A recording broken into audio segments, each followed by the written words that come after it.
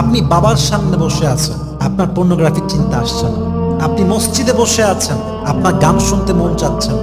আপনি কোরআন তেলাওয়াত করছেন, আপনার কোনো বাজে ভিডিও দেখতে মন চাচ্ছে না। কিন্তু আপনি যখন একা আছেন, জানালা লকড, দরজা লকড, কেউ নেই, তখনই আপনার ব্রেইনটা আপনাকে ট্রিগার করছে বাজে কিছু দেখার জন্য, বাজে কিছু করার জন্য। তাহলে আপনাকে আগে এইটা চুজ করতে হবে যে আপনি কোন সময়ে গেলে, কোন অবস্থানে গেলে, কেমনে থাকলে আপনার ব্রেইন আপনাকে খারাপ কাজ করতে ট্রিগার করে। তো আপনি বুঝে গেলেন যে আমাকে ট্রিগার আমার ব্রেন তখন করে যখন আমি একা থাকি, যখন আমার দরজা জানালা সব লক থাকে, যখন আমি রুমে লাইট অফ করে থাকি, তখনই আমার ব্রেন আমাকে ট্রিগার করে এই সমস্ত বাজে কাজ করার জন্য।